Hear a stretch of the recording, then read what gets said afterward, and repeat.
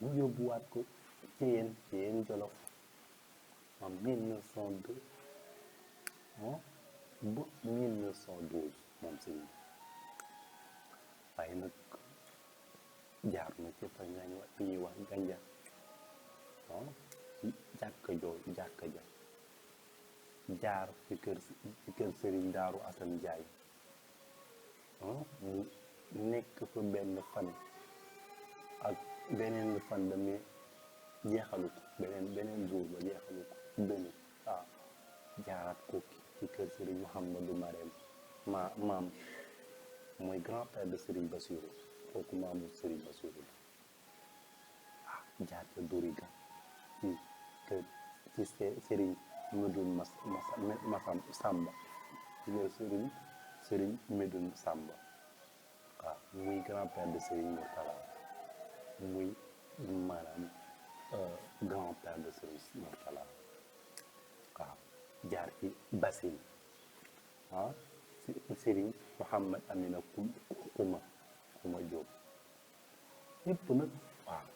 mu yegg si nag ci yéen Jolof mu tuddee ko nag Daaru Rahman mu ci yéen Jolof waaye voilà mu tuddee ko Daaru Rahman ci yéen Jolof yi ngeen di dégg moo doonoon Daaru Rahman yi ngeen dégg mooy ci yéen Jolof lii yëpp nag mu ñëwee ci yéen Jolof googu ci weer wu rakki gàmmu la tombeel mu sanc nag Daaru Xuddus maanaam ci yéen Jolof ak Daaru Xuddus soo xoolee moo ci 1 kilomètre de Daaru Rahman ci soo jëlee es bi mu jàng fa nag 1000 kaamil fii kenn xamul lan la wallaay moom kese nag dañuy wàcc lu kaamil li woo ay nit waaye moom kese moo jàng 1000 kaamil durant ce jour à ce jour nekk ci résidence surveillée ci Diourbel ci janvier 1912 mu tombé juillet 1927 mu quitté Tamxarit mu samedi vers 23 maanaam vers la route de Diourbel convocation des Blancs encore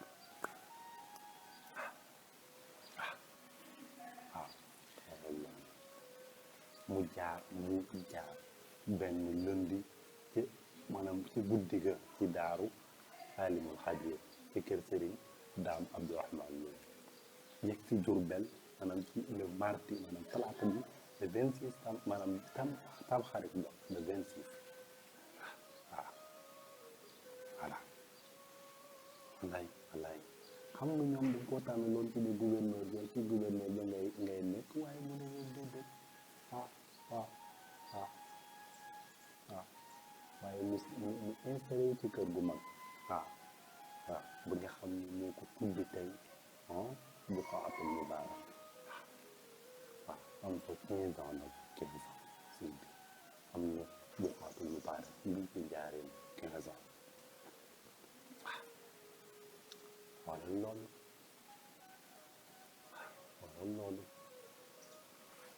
bu ko atul Mubaarak la mooy résidence surveillée googu ci Diourbel soo xoolee mois janvier 1912 ba juillet 1927 dafa nekk moom si waaye musul génn bu xaatul Mubaarak musul génn résidence surveillée ba dul na ñaari yoon la fa mës a génn benn bi Dakar la jëmoon benn convocation moo amoon ñaareel bi dem Buuru Mbàkke ñëwaat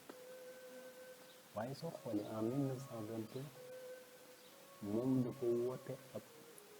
boobu la woote ndigalu màggal gi en 1921 mu woo Sëriñ Ahmadou Diop Ahmadou Dia mu woo Sëriñ Balla Faali Dieng te Sëriñ Balla Faali Dieng mooy njëkk a rey la nga xam ne moo ak xar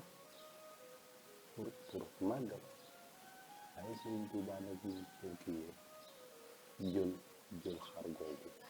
partagé ko ci 3 parties waaye nag bu ko partagé ci 3 parties gis ngeen lan ca def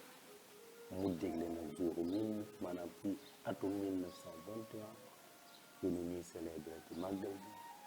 ci saa yu ñëwatee rek xeebuñu ginaar ba jëloon màggal gi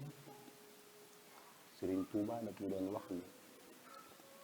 kii sant yàlla ki may santale yàlla ci tur boobu danaa bokk moom maa ngi ñaan yàlla ane danaa bokk moom lépp lu ma yàlla faye bés penc lépp lu ma yàlla di faye ci la mu ko maanaam li ma ko liggéeyaloon waaye nag bu leen fàtte ci ni sëñ bi mu ngi dëddu wuy ci boroomam 19 Tamxarit waaw 19 Tamxarit waaw fukk ak juróom-ñeent ci Tamxarit 1346 mu tombeeg 19 juillet 1927 waaye nag Sëriñ Fallu Mbàkke ñëwaat ordonné waat màggal bi ci ñu digle waat ko ñu koy màggal ñu koy indi Tuuba ndaxte bu njëkk xool 1921 ba 1947 soo xoolee dañu ko daan defee ku def fa nga nekk rek dégg jotee ñu màggale ko fukk ne fa nga nekk Sëñ Fallu Mbàkke la en 1947 mu digle ci nañu koy màggale Tuuba ci ku ko mën jeex na su ko defee nag jeex na